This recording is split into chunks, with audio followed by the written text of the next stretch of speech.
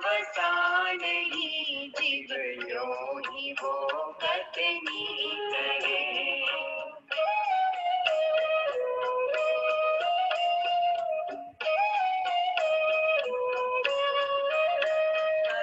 कोई अध्यवसान में अनुभाग तीक्षण मंद जो उसको ही माने आत्मा करु अन्य को नो कर्म को।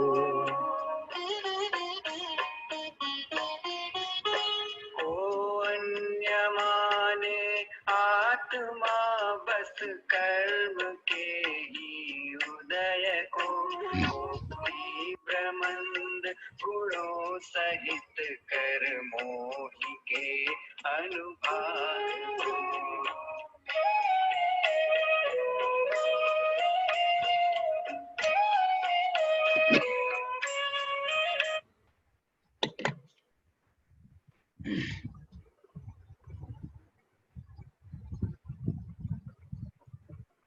नमो अर्हन्ताणं नमो सिद्धाणं नमो आयरीयाणं नमो वच्छायाणं नमो लोये सौसाहूणम्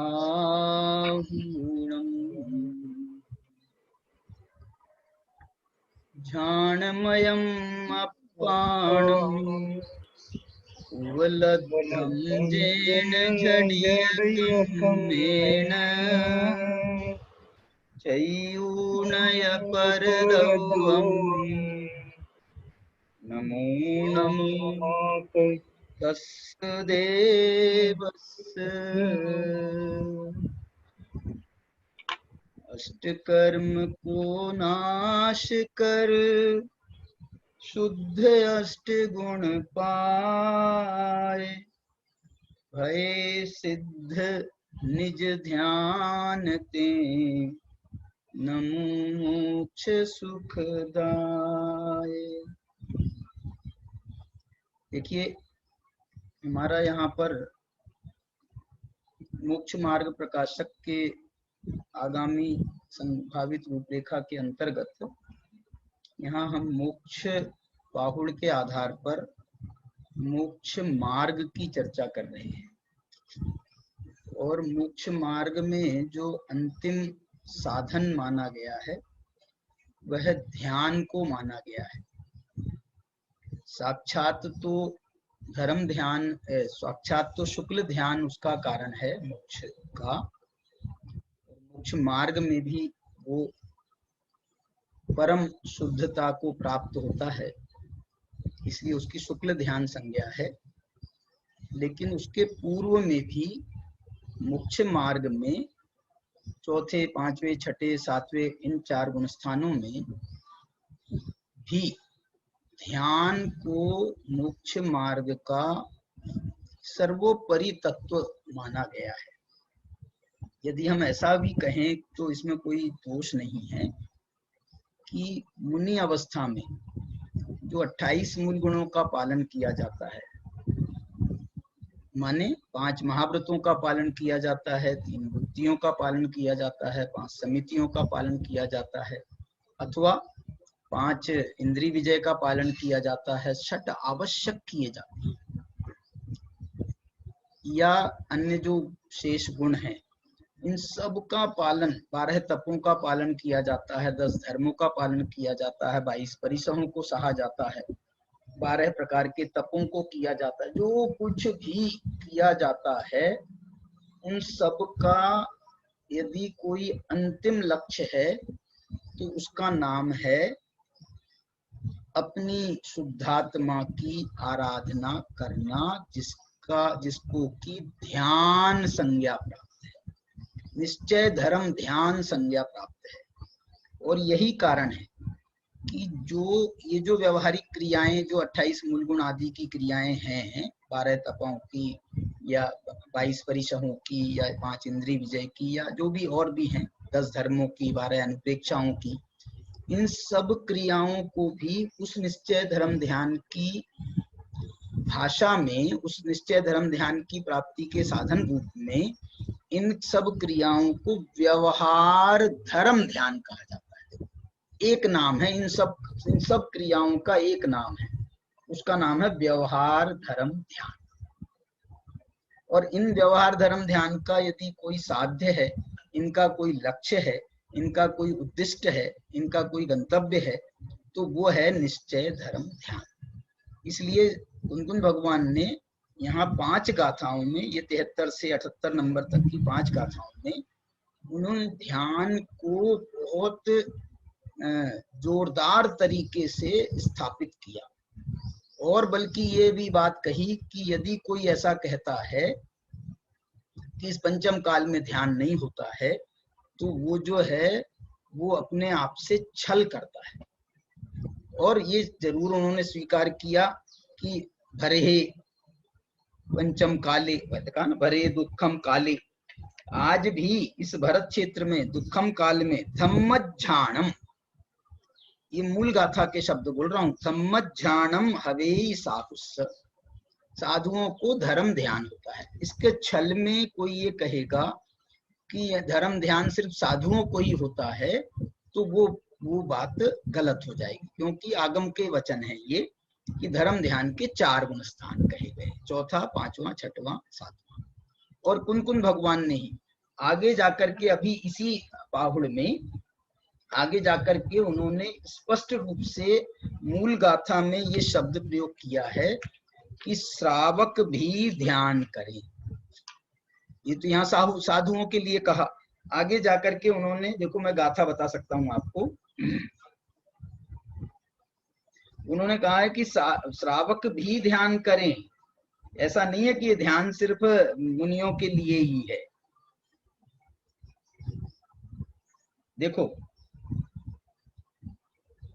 देखो ये ऐसी भाषा भी देते हैं, सम्यक दृष्टि के लिए ऐसी भाषा भी देते हैं, सम्मतम जो झायई सम्मतम जो, ये 87 नंबर की गाथा है। सम्मतम जो ध्यायई सम्मा दिट्ठी हवेई सो जीव, जो सम्यक तुक का ध्यान करता है उसको सम्यक दृष्टि का, तुम कह रहे हो ध्यान नहीं होता है। ये सम्यक तुक भी ध्यान से होता है, बल्कि सम्यक को भी ध्यान कहा है, बल्कि सम्यक का भी ध्यान करना कहा है, क्योंकि आत्मा का स्वभाव सम्यक है। और सम्मत परिणदो गुण खवेई दुठठ कम्माणी, ऐसा भी इन्होंने लिखा है। वो जो शब्द था ना ध्यान का, वो शब्द ये देखो 86 नंबर का की गाथा, 86 नंबर की गाथा, 86 नंबर की गाथा कह रही है, गही ऊन य सम्मतम सुनिमलम सुरगिरीव निकंपम, जो सम्यक्त को ग्रहण करता है, कैसा सम्यक्त, सुनिर्मलम, सुनिर्मल सम्यक्त को, कैसा निर्मल, और ये तो निर्मलता के लिए कहा, और निकंपम, और जो निष्कंप सम्यक दर्शन को धारण करता है। कैसा निष्कंपपना, सुरगिरीव, सुरगिरी के समान। सुरगिरी किसको कहते हैं हमारे? सुमेरु पर्वत का नाम है सुरगिरी, क्योंकि वहां पर देवता लोगों का विशेष रूप से जाना आना होता है, इसलिए उसका नाम सुरगिरी। और देवता ही जाकर के उनका भगवान का अभिषेक भी करते हैं 1008 कलशों से, इसलिए इसका नाम सुरगिरी पड़ गया। तो ये सुमेरु पर्वत ही है, तो उसके समान जैसा वो निष्कंप है। कैसा निष्कंप है मालूम? अनादि काल से ये सुमेरु पर्वत ऐसा ही खड़ा हुआ है, 1 लाख योजन का, अनादि काल से, और अनंत काल तक, अनंत काल तक के, मतलब ये जो अकृत्रिम रचना है ये, इसलिए अकृत्रिम रचना है तो वो अनादि से होती है, अनंत काल तक रहती है, उसका कोई बनाने वाला नहीं है, इसलिए जो है वो कृत्रिम नहीं है, अकृत्रिम रचना में सुमेरु पर्वत का भी नाम है अकृत्रिम प्रतिमाओं में। तो अकृत्रिम वस्तुओं में पर्वत है ये, तो ये जो है उसके समान निष्कंप होना चाहिए। अब ये निष्कंप तो कह दिया, सम्यक दृष्टि को निष्कंप कह रहे हैं, उसके सम्यक्त को निष्कंप कह रहे हैं। और ये निष्कंपता से आपको एक और चीज का बोध होना चाहिए। और कौन सी चीज है जो निष्कंप होती है? एक तो सम्यक्त होता है निष्कंप, इसलिए तो सम्यक्त का ध्यान करने के लिए कहा उन्हें। एक और चीज होती है निष्कंप, उसका नाम है ध्यान, इसलिए तो उसको एकाग्र चिंता निरोधो, इतना एकाग्र होता है ध्यान, इसलिए उसको निष्कंप, उसको हिलाए हिलाए से नहीं हिलता वो व्यक्ति जो ध्यान में है, वो अपने उपयोग को विचलित नहीं करता। कैसे उपसर्ग आते हैं, ये सारे उपसर्ग आदि ध्यान के बल पर ही मुनिराज जो हैं इनका अच्छी तरह से सामना करते हैं, इनको फेस करते हैं, इनको जो है इनको हावी नहीं होने देते अपने उपयोग पर। कितना ही बड़ा उपसर्ग आ गया है और वो अपनी आत्मा का ध्यान कर रहे हैं, तो उसमें ऐसे एकाग्र हैं कि उनको पता नहीं चल रहा है बाहर में क्या हो रहा है। इतनी निष्कंपता, इतनी एकाग्रता, इसी के लिए ध्यान कहा उन्होंने। देखो, सुरगिरीव निकंपम तम झाणे झाई जई, उसको ध्यान में ध्याना चाहिए। देखो, ये सम्यक्त को इतना महान आचार्य कुंकुन भगवान कह रहे हैं कि तुम, हे साधु, तुम इस सम्यक्त का ध्यान करो, जैसे आत्मा का ध्यान करने के लिए कह रहे हो, ऐसे ही वो सम्यक्त का भी ध्यान करने के लिए कह रहे हैं। माने उनकी दृष्टि में सम्यक्त और आत्मा, इसमें कोई भेद नहीं है। ये सम्यक दर्शन में तदेव नियमाद आत्मा च तावानयम, जो उन्होंने लिखा अमृतचंद्राचार्य ने समय सार में एक कलश में प्रारंभ के साथ 6 नंबर का कलश है, सम्यक दर्शन में तदेव नियमाद आत्मा च तावानयम। सम्यक दर्शन जो है उसके समान, उसके बराबर की आत्मा है। सम्यक दर्शन में तदेव नियमात, सम्यक दर्शन ही वास्तव में नियम से आत्मा, सम्यक दर्शन में तदेव नियमाद आत्मा च तावानी, ये आत्मा उतनी है। इसलिए आत्मा का ध्यान करो या सम्यक का ध्यान करो, क्योंकि दोनों के स्वभाव एक जैसे हैं। आत्मा जो है अनादि अनंत निर्मल है, सुनिर्मलम, और ये निकंपम अनंत गुणों में निष्कंप विराजमान है।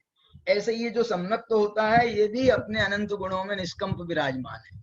ये सम्यक्त जो है ये अपने रत्नत्रय में निष्कंप विराजमान है सम्यक्त, इसलिए उसको तम झाणे झाई जई, ध्यान। देखो, ये जो ध्यान की चर्चा चालू हुई है, ये यहाँ पर 86-87 गाथा पे आ गए हैं। ये 86-87 गाथा मैंने कहाँ से चालू की थी ध्यान की चर्चा? वो 73वीं गाथा में। उसके पहले कहाँ से चालू की थी? उन्होंने 63 नंबर की गाथा से चालू की थी, और यहाँ पर 86 नंबर की गाथा पर आ गए हैं। ध्यान उनका भी खत्म नहीं। अरे ध्यान तो कभी खत्म नहीं होगा, ये ध्यान में ही सब गर्भित है। अभी मैं आपको जो आज मेरे को बताना है वो 78-79 नंबर की गाथा से, तो वो 79 नंबर, 79, 80, 81, 82, 83 5 गाथाओं में उन्होंने मोक्ष मार्ग की चर्चा करी है। वो क्या कहना चाहते हैं मालूम? कि ये जो ध्यान की चर्चा तो चल ही रही है, इसी ध्यान के अंतर्गत जो मोक्ष मार्ग है वो भी ध्यान ही है। ध्यान का ही एक नाम मोक्ष मार्ग है। व्यवहार मोक्ष मार्ग वो व्यवहार धर्म ध्यान कहलाएगा, निश्चय मोक्ष मार्ग वो निश्चय धर्म ध्यान कहलाएगा। शुक्ल ध्यान की अपेक्षा से देखेंगे तो शुक्ल ध्यान में मालूम मजेदार बात क्या है? शुक्ल ध्यान में कोई व्यवहार शुक्ल ध्यान नाम की चीज नहीं है। क्यों? क्योंकि वो शुद्धोपयोग के काल में ही होता है। 8वें गुण स्थान के ऊपर तो शुक्ल ध्यान चालू हो रहे हैं भाई साहब महाराज जो भी हैं, तो जो है वो 8वें गुण स्थान के ऊपर चालू हो रहे हैं, तो वो वहां तो शुद्धोपयोग ही है, इसलिए व्यवहार तो वहां पर सब खत्म हो गए। 6ठे गुण स्थान के ऊपर ही एक प्रकार से व्यवहार जो है वो खत्म हो जाता है। उपचार से इसको 7वें गुण स्थान में ऐसे ले सकते हैं, लिया जा सकता है, क्योंकि 6ठे-7वें गुण स्थान में ही मुनिराज झूल रहे हैं और बहुत काल तक इसमें झूलते रहते हैं। तो उनका समझ लो वो, आप ऐसा भी कह सकते हो कि निश्चय व्यवहार उनके एक ऐसे साइमल्टेनियसली चलते रहते हैं, 6ठा-7वां 6ठा-7वां 6ठा-7वां, तो ये साइमल्टेनियसली निश्चय व्यवहार धर्म ध्यान उनके चलते रहते हैं। ऐसा आप ऐसी एक विवक्षा आप समझ सकते हैं। तो यहाँ पर क्या बोलना चाह रहा हूं मैं? तम झाणे झाई जई। अब आगे का शब्द सुन लो जिसके लिए मैंने ये गाथा सुनाई है। उसका ध्यान करना चाहिए, उसका ध्यान में ध्यान करना चाहिए, ऐसा लिख रहे आचार्य। तम ध्याने ध्याई जय, उनका ध्यान में, उसका सम्यक्त्व का ध्यान में ध्यान करना चाहिए। ध्याई जय क्रिया है, अथवा ऐसा कह लो सम्यक दृष्टि ध्यान में इनको सम्यक्त्व को ध्याता है। सम्यक दृष्टि ध्यान में सम्यक्त्व को ध्याता है, ऐसा कह लो। तो दो बार ध्यान का जो है रेफरेंस ले रहे हैं। अब अगला शब्द जो है वो कह रहे हैं सावय। सावय माने श्रावक भी, श्रावक को कह रहे हैं ध्यान, श्रावक को कह रहे हैं ध्यान। श्रावक को ऐसा ध्यान करना चाहिए। क्यों करना चाहिए? दुख क्षय, क्योंकि ये दुखों को क्षय करने का स्थान है।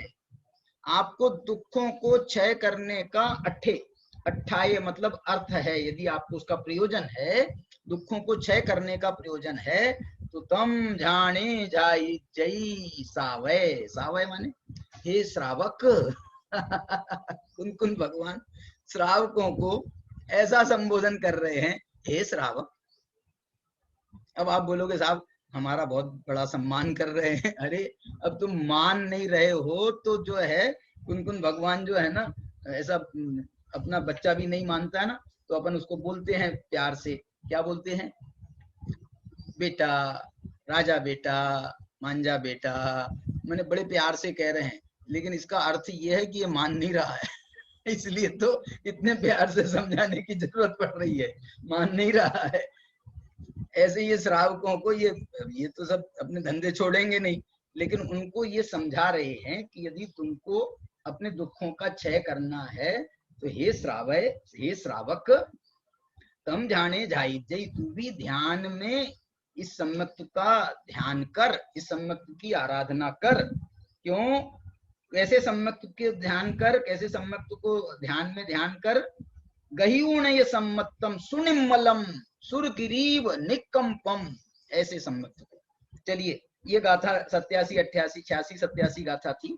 ये मैंने तो रेफरेंस में आपको बताई। अभी उसका प्रकरण अपन कल वल चलाएंगे, कल या परसों चलेगा। अभी तो हम आपको जो बता रहे हैं वो ये बता रहे हैं कि आचार्य भगवान ये कह रहे हैं ये ध्यान को हम कितना महत्व क्यों दे रहे हैं,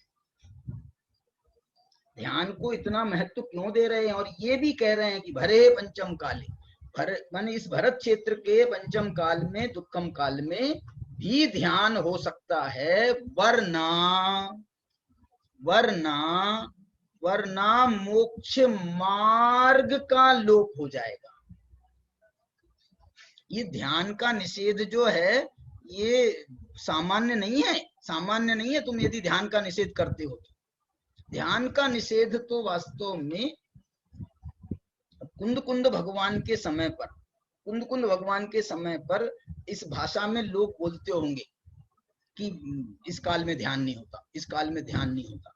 अब ये कहते थे ना, ये तो कहते ही हैं भाई इस काल में ध्यान नहीं होता है, माने ये विवक्षा मुख्य करते होंगे वो कि शुक्ल ध्यान नहीं होता। मोक्ष तो उनका तो कहना मोक्ष तो होता नहीं है, मोक्ष तो मिलेगा नहीं, ध्यान का फल जो मोक्ष है ना वो तो मिलता नहीं है, तो फिर ध्यान की भी क्या उपयोगिता रहेगी। इसलिए हम तो कह रहे हैं ध्यान ही नहीं होता, ऐसा उनका सोचना हो सकता है।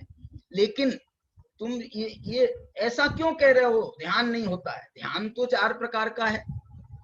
अरे हम तो, तुम सम्यक दृष्टि नहीं रहोगे तो भी हम कहेंगे ध्यान होता है। क्यों?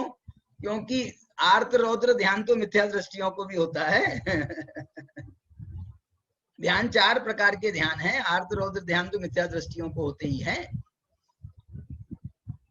गुणस्थान बताए हैं शास्त्र में, गुणस्थान बताए। आर्त ध्यान 6ठे गुणस्थान तक माना है, आर्त ध्यान 6ठे गुणस्थान तक, रौद्र ध्यान 5वें गुणस्थान तक माना है, धर्म ध्यान का प्रारंभ 4थे गुणस्थान से माना है। तो अब देखो, एक 4था गुणस्थान का एक ऐसा स्टॉपेज है कि जहां पर आर्त ध्यान भी संभव है, रौद्र ध्यान भी संभव है और धर्म ध्यान भी। 3 ध्यान एक साथ हो सकते हैं गुणस्थान की अपेक्षा से। एक ही काल में नहीं होंगे, एक ही काल में नहीं होंगे। जिस समय आर्त ध्यान में है तो उस समय दूसरा ध्यान नहीं है, जिस समय रौद्र ध्यान में है तो उस समय दूसरा ध्यान नहीं है, जिस समय धर्म ध्यान में है, क्योंकि ये जो है ना ध्यान में उपयोग की एकाग्रता चाहिए। तो उपयोग आपका जहां लगा हुआ है, उपयोग एक समय में एक ही जगह में लगेगा। एक ही जगह में का अर्थ एक ही पदार्थ नहीं होता है, एक ही जगह में लगेगा, माने एक विषय में स्थूल रूप से। इसे एक इंद्री में लगा हुआ उपयोग दूसरी इंद्री में नहीं माना। मति ज्ञान का ही विषय स्पर्श है, मति ज्ञान का विषय ही रस है, लेकिन दो जगह उपयोग नहीं लगता है। स्पर्शन इंद्री में भी उपयोग लगा रहे और रसना इंद्री में भी उपयोग लगा रहे, नहीं होता। तो ऐसे ही जो है ये ध्यान में भी दो ध्यान एक साथ नहीं होते। अरे तुम दो ध्यान तो माने आर्त रौद्र ध्यान एक साथ नहीं होते। आर्त ध्यान के समय रौद्र ध्यान नहीं, माने ये तो एक ही जात के हैं। जैसे वो परे मोक्ष हेतु है, तो ये जो है आद्य संसार हेतु है। आद्य माने प्रारंभ के दो ध्यान। तो ये ध्यान, डॉक्टर साहब की एक पंक्ति है बहुत मार्मिक, उनकी कोई किताब में है कि ध्यान के बिना कोई जीव नहीं है। उपचार से सिद्धों को ध्यान नहीं माना जाता है वैसे सामान्य से, लेकिन उपचार से उनको भी ध्यान कहा जाता है। अरहंतों को ध्यान नहीं माना जाता है, लेकिन उपचार से उनको भी ध्यान कहा है। तो उपचार से तो सब जीवों को ध्यान है, सब जीव ध्यान कर रहे, कोई ध्यान के बिना कोई नहीं है। उनकी भाषा में कहें, डॉक्टर साहब की भाषा में, तो व्यापारी अपने दुकान का ध्यान कर रहा है, महिलाएं अपने घर का ध्यान कर रही, अपने चौके का ध्यान कर रही। जैसे पुजारी अपने भगवान का ध्यान कर रहे हैं, तो जैसे शुद्धोपयोगी संत अपनी आत्मा का ध्यान कर रहे हैं। तो ऐसे जो है ना, ध्यान के बिना कोई नहीं है। बेटा परदेश में पढ़ रहा है, तो पिताजी को जो है, पिताजी को माताजी को यहाँ से ही उनका ध्यान चलता रहता है, कैसा होगा बेटा, कैसा होगा बेटा। क्यों सुदर्शन जी, तुमको भी पता चलता रहता है। तो ये जो है ना, ध्यान के बिना कोई नहीं है, कोई जीव नहीं है ध्यान के बिना।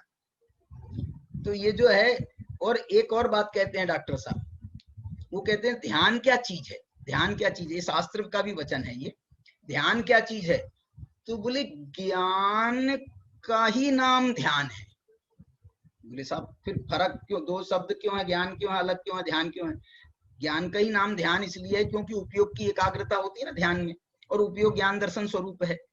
तो ये जो है ना, ज्ञान की एकाग्रता का ही नाम ध्यान है। उपयोग की एकाग्रता कहो, ज्ञान की एकाग्रता कहो, ये जो है ना, एक विषय में जब हम ज्यादा समय तक अपने उपयोग को या ज्ञान को केंद्रित करते हैं, तो इस ज्ञान की ही दीर्घकालिक अवस्था में वो ध्यान कहलाता है। ध्यान कभी एक समय का नहीं होता। जैसे ज्ञान आदि की पर्यायों को तो एक समय का माना है, ज्ञान आदि की पर्यायों को एक समय का माना है, ध्यान कभी एक समय का नहीं होता। इसलिए ध्यान की मूल परिभाषा में, मूल परिभाषा एकाग्र चिंता निरोधो ध्यानम अंतर मुहूर्तात्, उसकी मूल परिभाषा में अंतर मुहूर्त शब्द का प्रयोग किया है। अंतर मुहूर्तात्, अंतर मुहूर्त का मतलब है कम से कम असंख्यात समयों का जो है वो ध्यान कहलाता है। ध्यान एक, इसको आप ऐसा भी कह सकते हो कि जो है ना, क्या बोलना चाहिए इसको, ध्यान के संबंध में जैसे बहुत प्रश्न खड़ा होता है कि भैया कौन से गुण की पर्याय है। ध्यान को पूछते हैं ध्यान कौन से गुण की पर्याय है, तो ज्ञान गुण की, क्योंकि ज्ञान की एकाग्रता का ही नाम ध्यान है। लेकिन ज्ञान की जो एकाग्रता का नाम ध्यान है ना, तो एकाग्रता किस गुण की पर्याय है? एकाग्रता स्वयं चारित्र गुण की पर्याय है। तो ज्ञान गुण की पर्याय, एकाग्रता चारित्र गुण की पर्याय, और ये ज्ञान और चारित्र दोनों मिलते हैं तभी ये ध्यान भाई साहब पैदा होते हैं, तभी ये ध्यान कहलाता है। ध्यान अकेले एक गुण की पर्याय नहीं है। इसलिए ध्यान जो है वो उपचार से जो ध्यान माना गया है ना, छद्मस्थों को ही ध्यान माना गया है। ये जो केवली भगवान को ध्यान माना है या 14वें गुण स्थान में ध्यान माना है, ये तो उपचार, इसलिए इन ध्यानों को भी उपचार कहा गया है, इन ध्यानों को भी उपचार कहा गया है। जबकि वो महाध्यान है। महाध्यान क्यों है? क्योंकि वो 14वें गुण स्थान पूर्वक मोक्ष को पहुंचाने वाले, मोक्ष में ले जाने वाले वही ध्यान है। कोई जीव इन दो ध्यानों के बिना मोक्ष को प्राप्त नहीं होता। कोई जीव, तीर्थंकर ही क्यों ना हो, क्योंकि जो 14वां गुणस्थान है ना, पूरा गुणस्थान का ही नाम चौथा ध्यान है। तो 14वें गुणस्थान को तो पार करना ही करना है ना हर जीव को। 13वें गुणस्थान के अंत में वो तीसरा ध्यान होता है, शुक्ल ध्यान। इसलिए जो है ध्यान जो है ये स्पेशलाइजेशन है इसका। ये एक गुण की परिणति नहीं कहलाई जा सकती। ऐसे ही अनुभव के बारे में भी ऐसे ही है। अनुभव को कोई हम विवक्षा लेते हैं तो कभी हम अनुभव को ज्ञान की गुण की पर्याय कहते हैं, कभी अनुभव को भी चारित्र गुण की पर्याय कहा जाता है, शुद्धोपयोग कहा जाता है। तो शुद्धोपयोग जो है वो एक प्रकार से शुभ अशुभ शुद्ध ये चारित्र गुण की अवस्थाएं मानी जाती है। तो इस अपेक्षाएं से जो है ना बहुत हमको।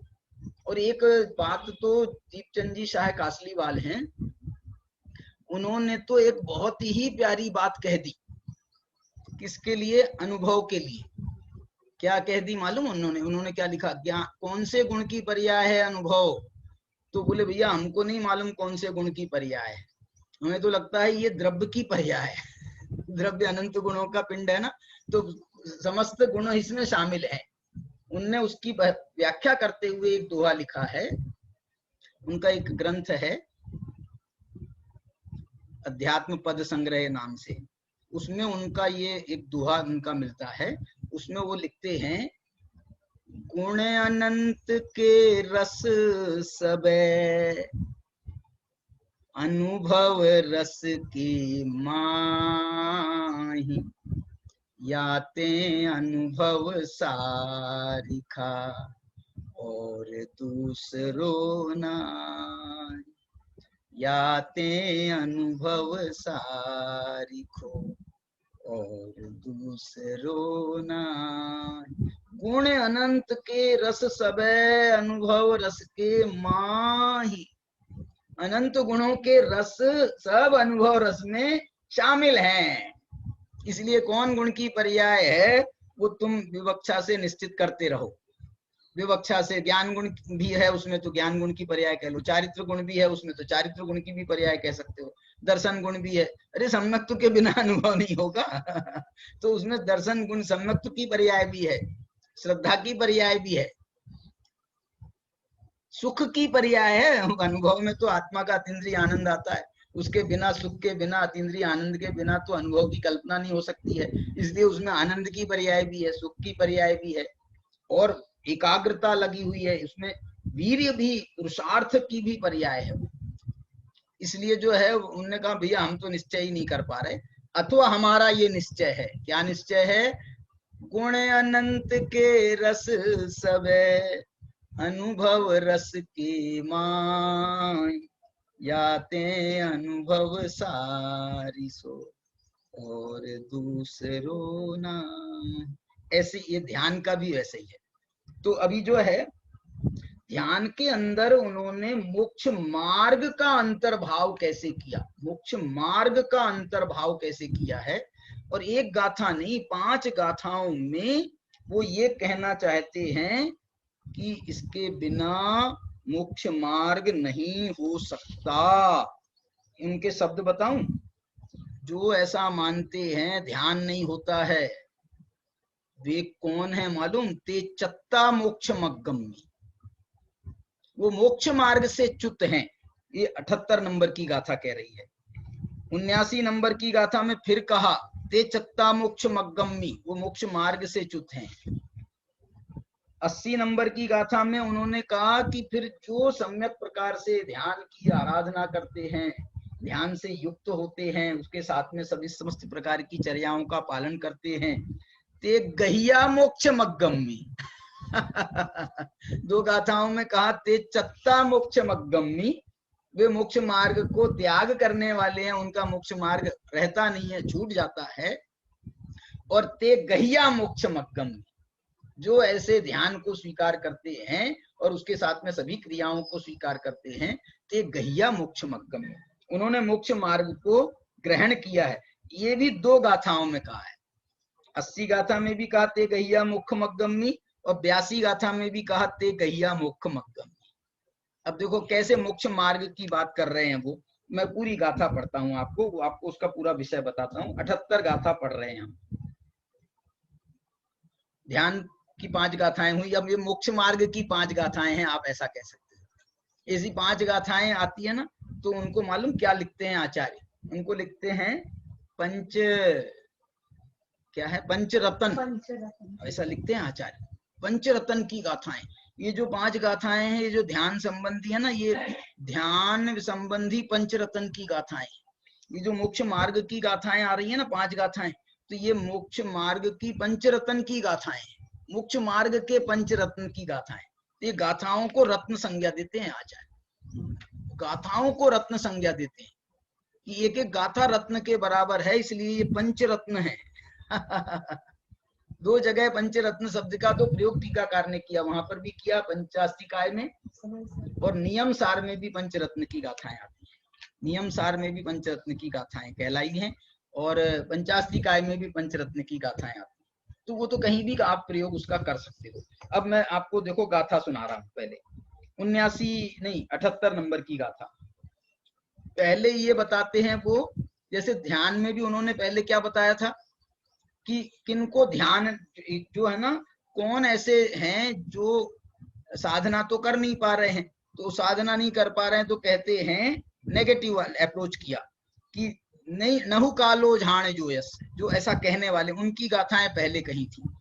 और जो मानते हैं उनकी गाथा उन्होंने आखिरी में कही थी कि ये जो है ये 75 नंबर की गाथा में कहा था कि न जो है, कहां से क्या था,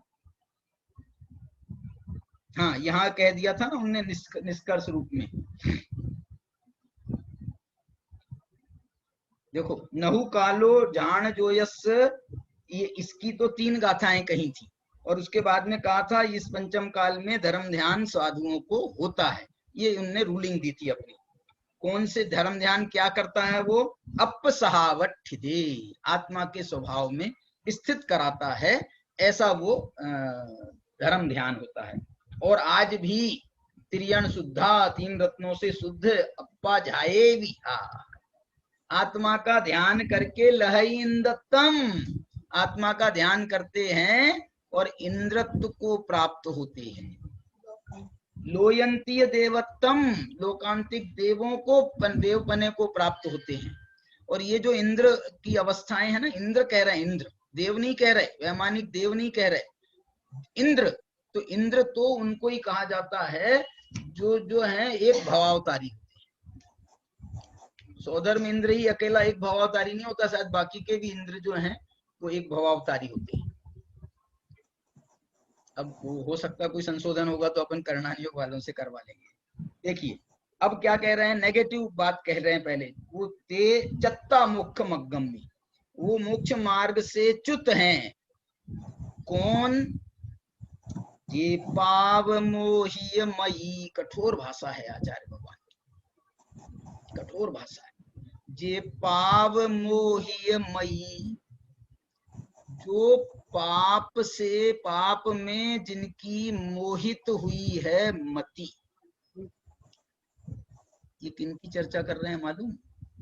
इस श्रावकों के लिए नहीं कह रहे, इस साधुओं के लिए कह रहे हैं। कुंद कुंद भगवान साधुओं को कह रहे हैं कि जो ये कह रहे हैं ध्यान नहीं होता है, ये जो है ना, इनको फालतू के कामों में, आरंभ के कामों में लगा रहना है, इसलिए कह रहे हैं कि ध्यान होता नहीं है, इसलिए अब जो है ध्यान करने की कोई जरूरत नहीं है, अब तुम तो बस यही व्यवहार के काम करते रहो, दुनिया का कल्याण करते रहो।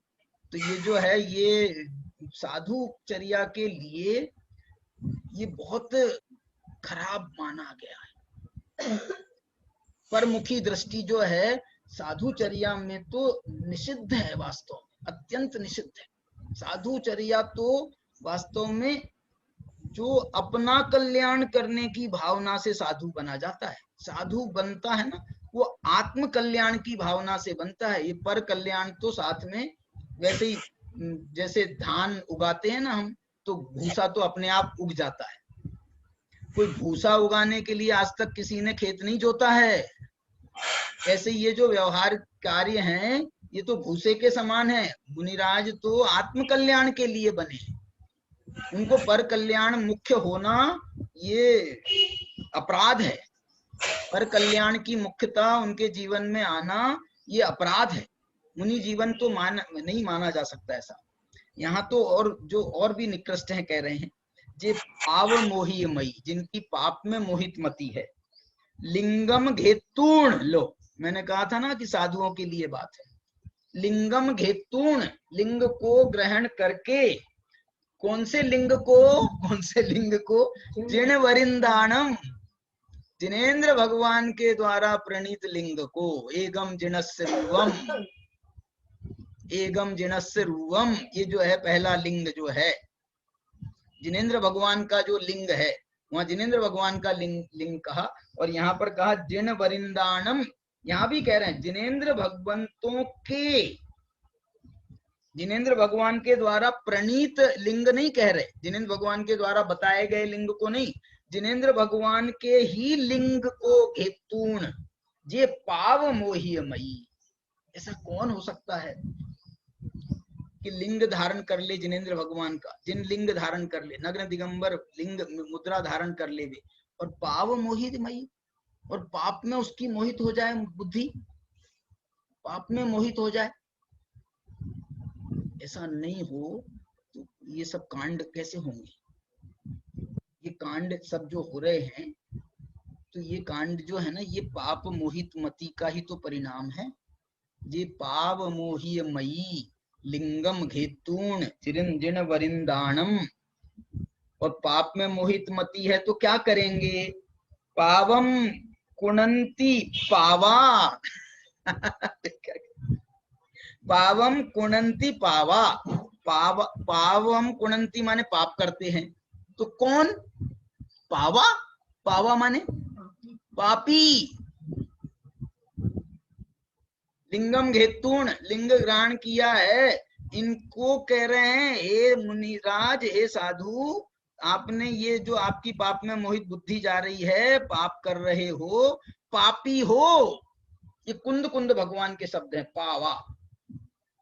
अमृतचंद्राचार्य ने भी एक जगह ऐसा लिखा है, सर्वत्राध्यवसान में वो मखिलम वाले कलश में, उन्होंने वहां लिखा है पावा, उन्होंने भी पापा सब मैंने पापा कह दिया। तो ये यहाँ पर भी इनको पाप कह रहे हैं। और ते चत्ता मुख मग्गम, प्रकरण ध्यान का चल रहा था, ये ध्यान के प्रकरण को चलते चलते चलते आचार्य भगवान कह रहे हैं तुम तो ध्यान तो सच्ची कह रहे हो कि इस काल में ध्यान नहीं हो रहा, तुमको नहीं हो रहा है, इस काल में ध्यान नहीं होता, ये बात तो सही नहीं है, लेकिन तुमको ध्यान नहीं हो रहा है, ये बात सही है। धर्म ध्यान खासकर, न निश्चय धर्म ध्यान और न व्यवहार धर्म ध्यान, क्योंकि व्यवहार धर्म ध्यान भी चौथे गुण स्थान से प्रारंभ होगा, तुम्हारे तो पहला गुण स्थान दिख रहा है। तो ये जो है ते चत्ता मुख मग्गमी, आप जो हैं मोक्ष मार्ग से च्युत हैं। च्युत हैं, च्युत तो उसको कहते हैं जिनके छूट जाता है, और ये चत्ता तो उसको कहते हैं तुमने मोक्ष मार्ग को बुद्धि पूर्वक छोड़ दिया है। छूट जाए, अतिचार लग जाता है ना, तो गलती से लग गया, प्रमाद में लग गया, तो वो तो च्युत होना कहलाता है। लेकिन ते चत्ता, तुमने तो छोड़ा है, तो तुमको जो तुमने तो बुद्धि पूर्वक छोड़ा है, ऐसा अर्थ करना चाहिए। ते चत्ता, वे मोक्ष मार्ग से च्युत हैं, हिंदी में ऐसे ही अर्थ किया है, लेकिन इसका जो चत्ता शब्द है ना, इसका जो है विशेष भाव है त्यक्त्वा। त्यक्त्वा का मतलब क्या है? छूट जाते नहीं है, त्यक्त्वा माने छोड़कर, छोड़कर। जिनने छोड़ा है, छोड़कर तो बुद्धि पूर्वक ही होगा ना, छोड़कर। जैसे व्रतों का ग्रहण किया था बुद्धि पूर्वक, ऐसे ये तुमने व्रतों का त्याग भी किया है बुद्धि पूर्वक।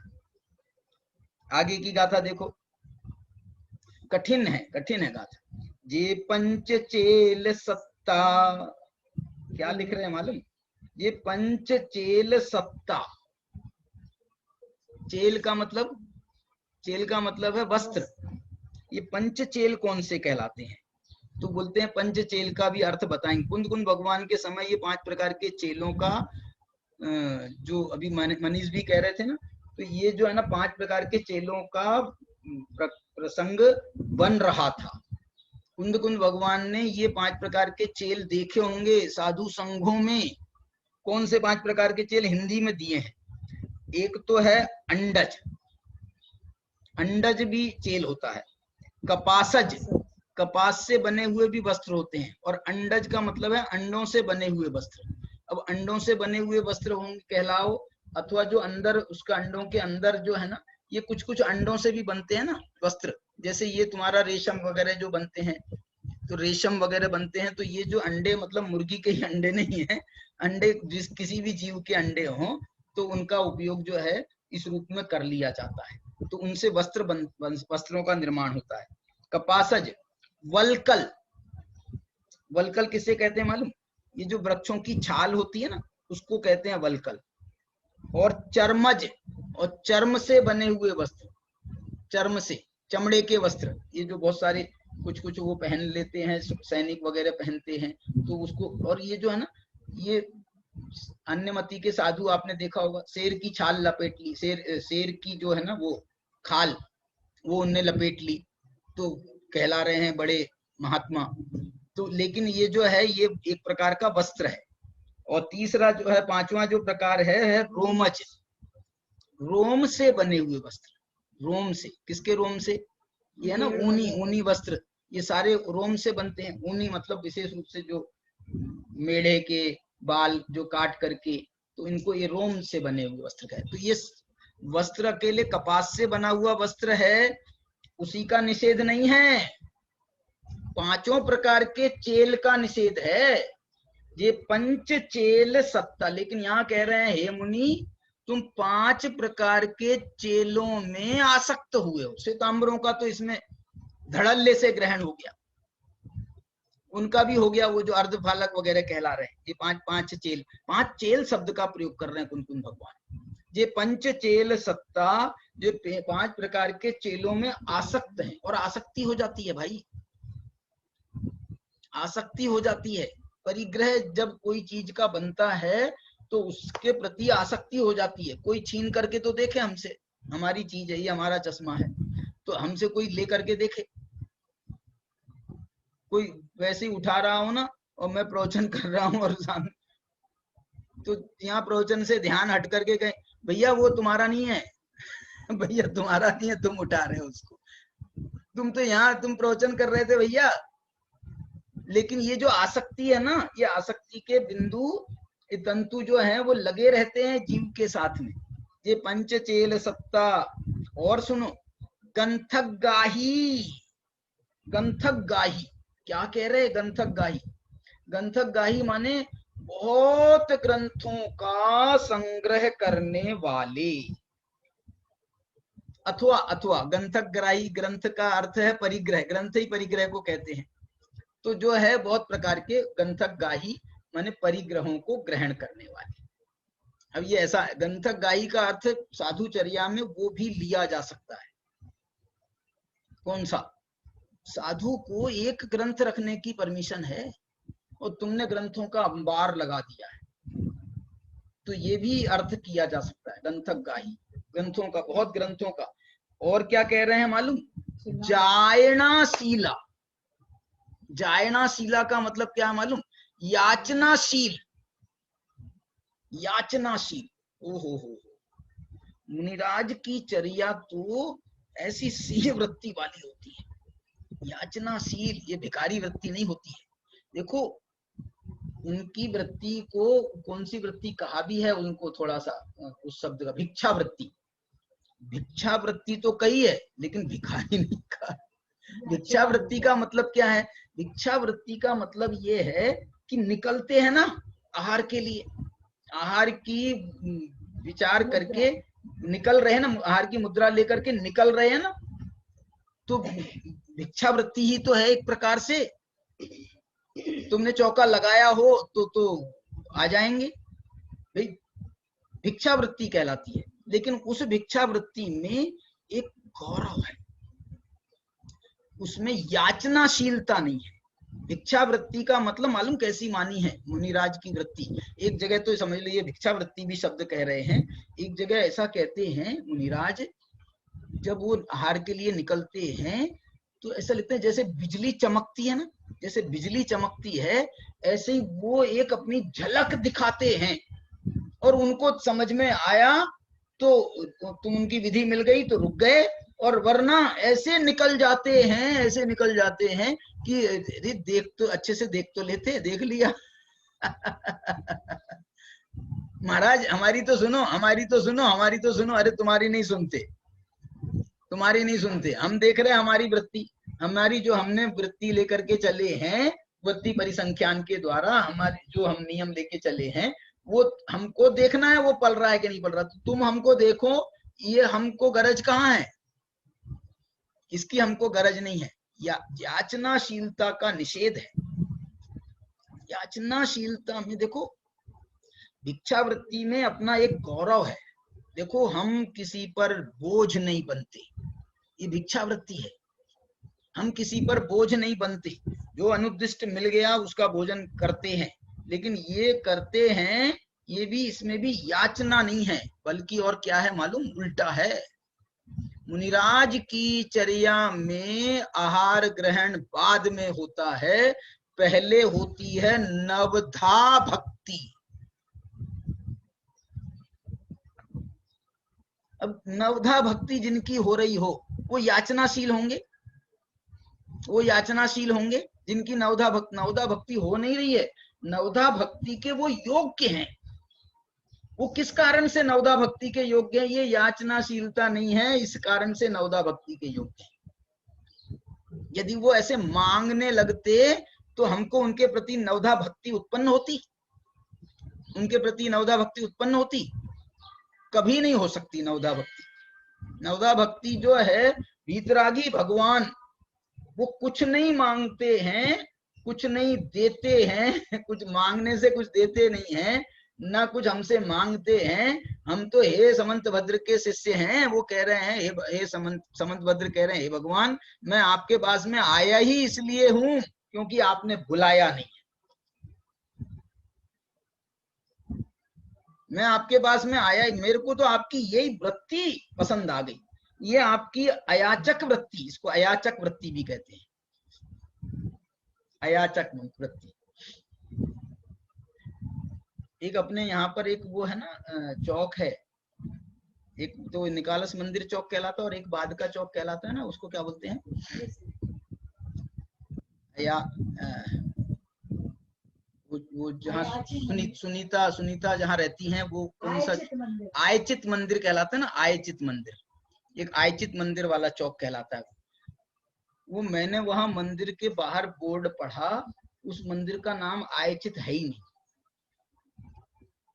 तो क्या नाम है उस मंदिर का? उसका नाम है अयाचित मंदिर। आयचित मंदिर नहीं है वो, आयचित मंदिर नहीं है वो, अयाचित मंदिर है। मैंने देखो वो किसका मंदिर है मेरे को नहीं मालूम, लेकिन वो भी ये कह रहा है मंदिर कि अयाचित, जिनको कुछ नहीं चाहिए हो, जिनको कुछ याचना नहीं करना हो, वही इस मंदिर में आए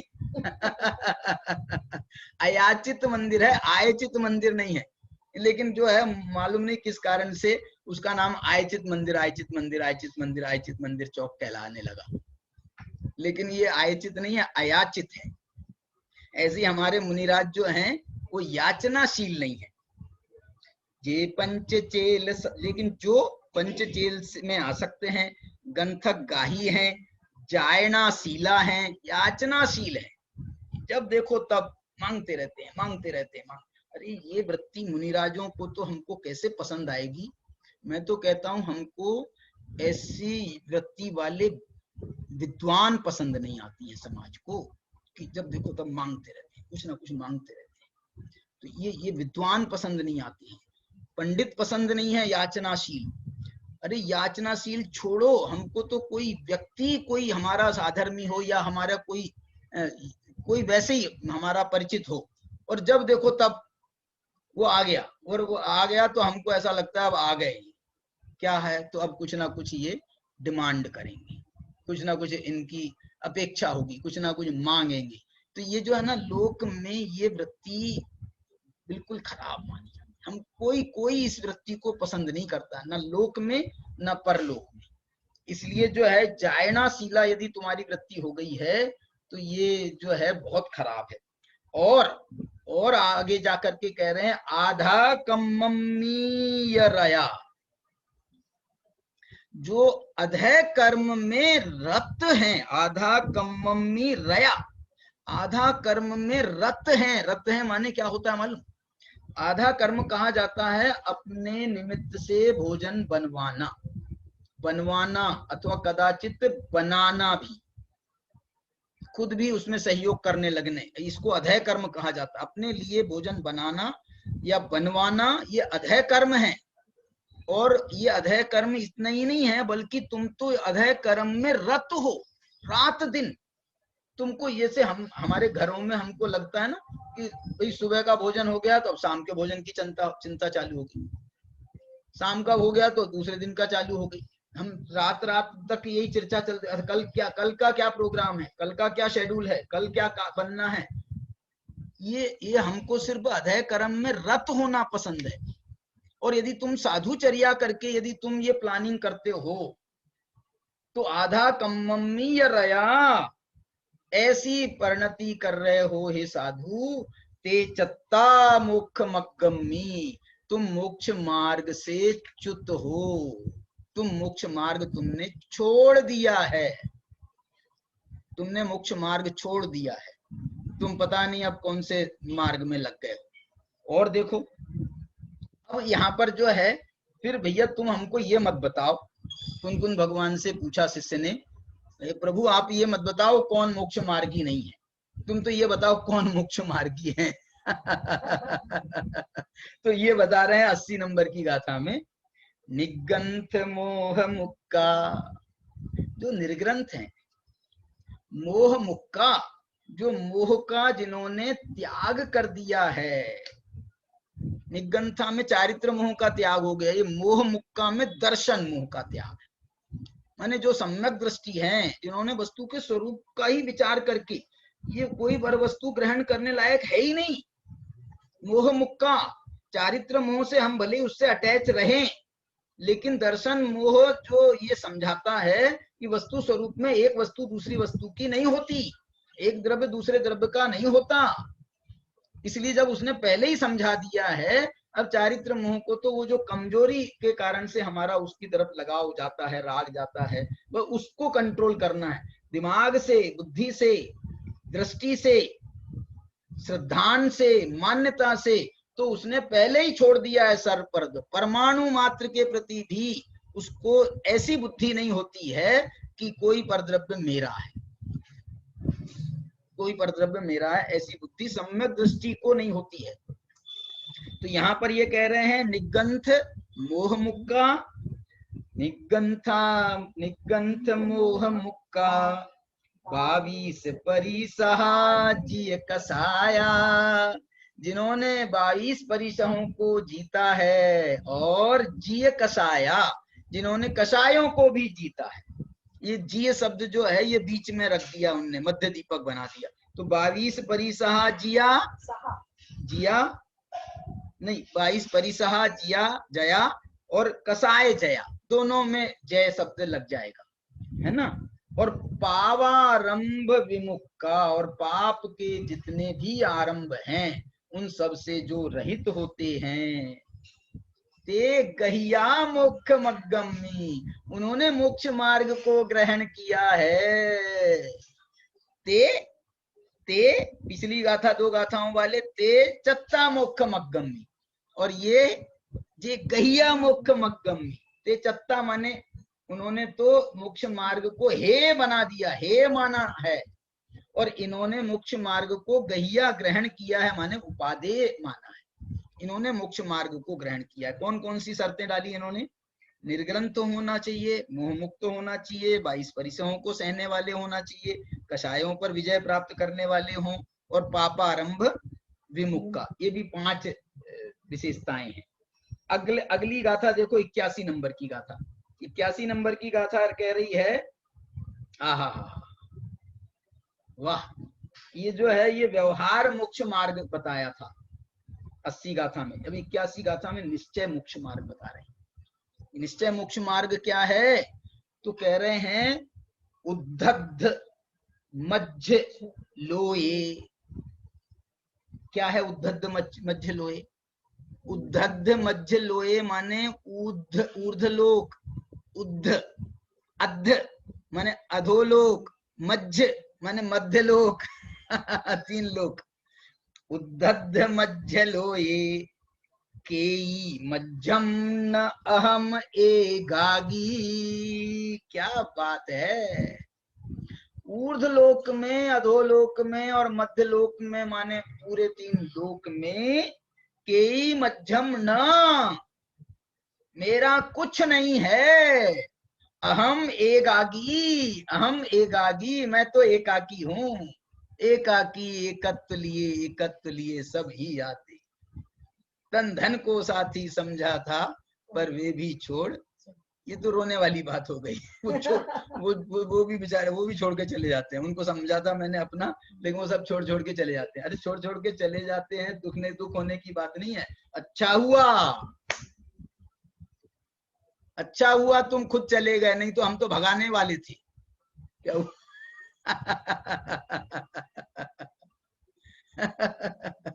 कोई अतिथि आकर के तुम्हारे घर में जम जाए तो 50 बार मन में विकल्प आता है, अरे यार अब तुम कब जाएंगे, कब जाएंगे, कब जाएंगे।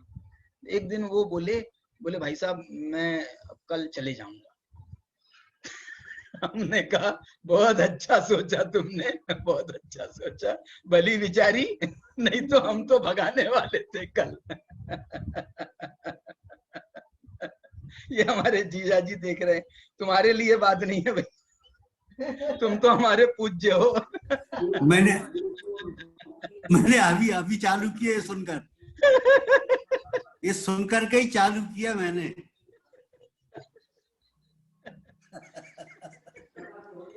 क्या कह रहे? उद्धग्ध, क्या गाथा है आचार्य भगवान के शब्द तो देखो।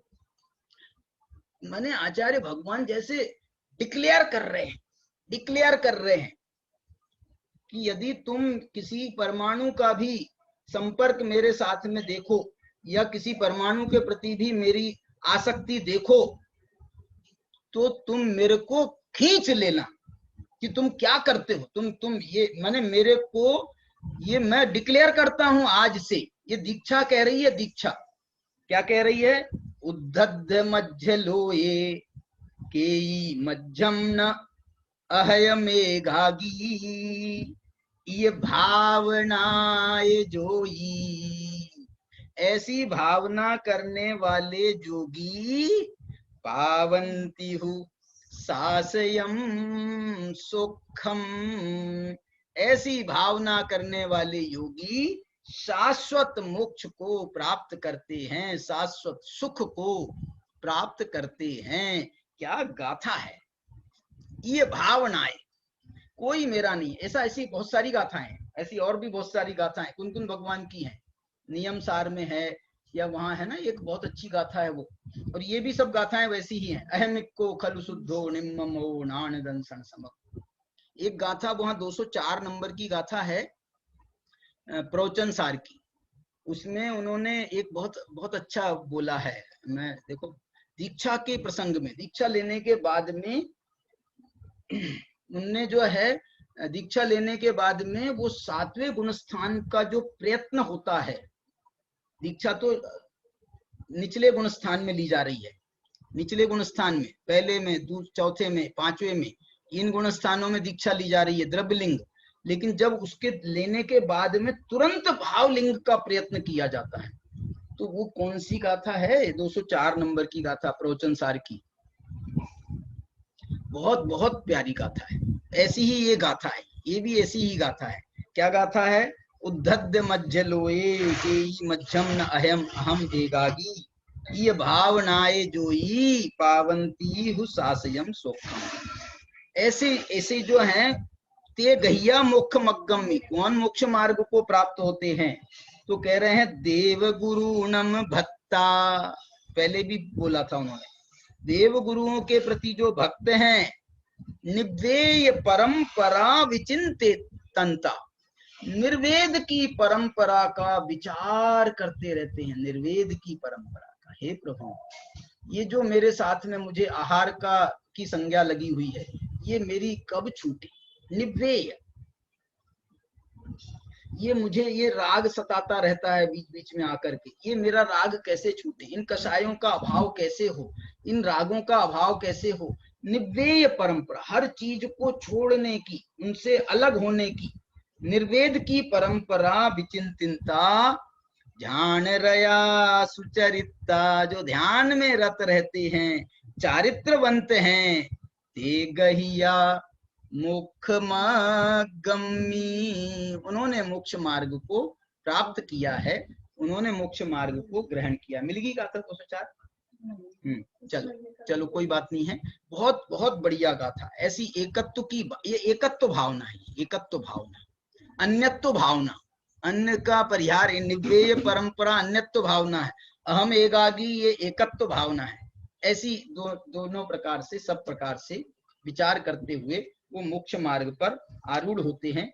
ऐसी ये जो मोक्ष मार्ग के संबंध में 5 गाथाएं हैं, इनका हमने संक्षेप में विचार किया। अब इसके बाद में और भी बहुत अच्छे प्रकरण इस मोक्ष मार्ग से संबंधित, उनके बहुत अच्छे प्रकरण यहाँ पर आ रहे हैं।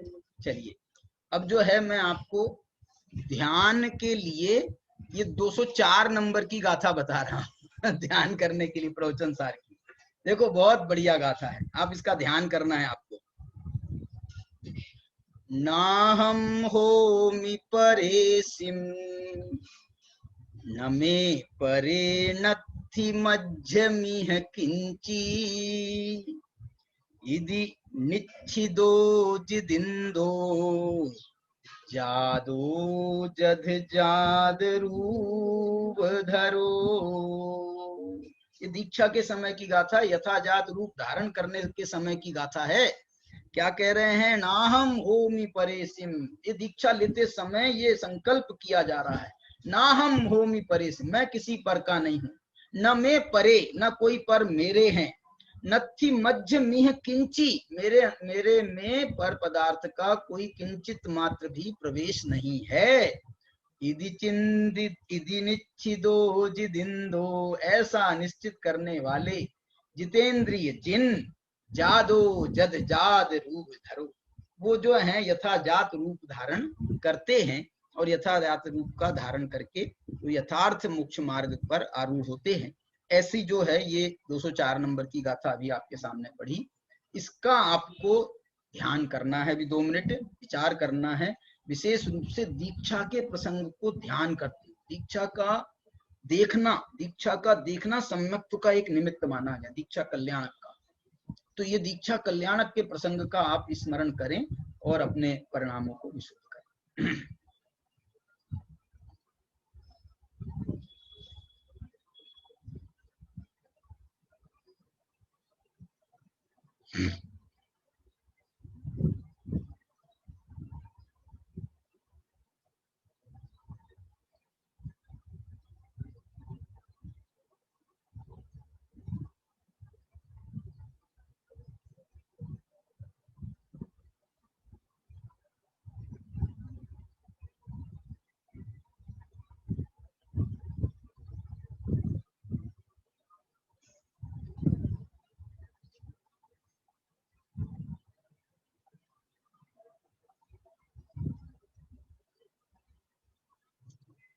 जिनवाणी स्तुति करते हैं। जिनेंद्र अर्चना में कल अपन ने करी थी ना, 11 नंबर की स्तुति है शायद, वो केवली कन्ने वांगमय गंगे वाली स्तुति को आप निकालिए।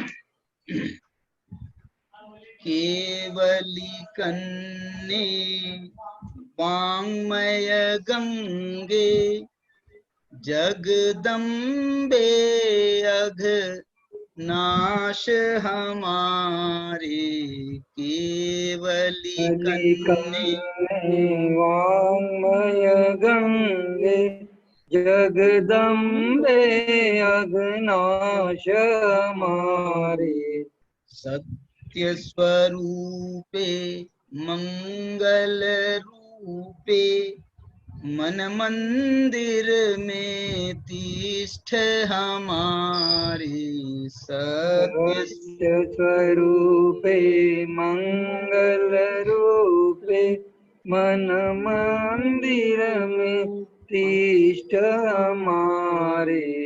2 छंद अपन ने पढ़ लिए थे, तीसरा छंद पे जा रहे हैं। जिनवाणी से कह रहे हैं स्तुति करने वाले, तूने उत्तम तत्व प्रकाश जग के भ्रम सब क्षय कर डारे। तूने उत्तम तत्व प्रकाश जग के ब्रह्म सब क्षय कर डारे। तेरी ज्योति निरख लज्जावश रवि शशि छिपते नित्य विचारे। तेरी ज्योति निरख लज्जावश रवि शशि छिपते नित्य विचारे। केवली कन्ये वाङ्मय गंगे जगदम्बे अघनाश हमारे। केवल कन्ये वाङ्मय गंगे जगदम्बे अघनाश हमारे। रवि शशि छिपते सॉरी अब भय पीड़ित व्यथित चित्त जन जब जो आए शरण तिहारे। भय पीड़ित व्यथित चित्त जन जब जो आए शरण तिहारे। दिन भर में उनके सब तुमने करुणा करी संकट सब टारे। छिन भर में उनके तब तुमने करुणा करी संकट सब टारे। केवली कन्ये वाङ्मय गंगे जगदम्बे अघनाश हमारे। केवली कन्ये वाङ्मय गंगे जगदम्बे अघनाश हमारे। देखो कितना सुंदर संकल्प बता रहे हैं आगे। जब तक विषय कषाय नशे नहीं कर्म शत्रु नहीं जाय निवारे। जब तक विजय कषायन से नहीं कर्म शत्रु नहीं जाय निवारे। तब तक ज्ञानानंद रहे नित सब जीवन ते समता धारे। तब तक ज्ञानानंद रहे नित सब जीवन ते समता धारे। केवली कन्ये वाङ्मय गंगे जगदम्बे अघनाश हमारे। सत्य स्वरूपे मंगल रूपे मन मंदिर में तिष्ठ हमारे। जिनवानी के ज्ञान से सूझे लोकालोक सोवानी मस्तक नमो सदा दे तुम दुख।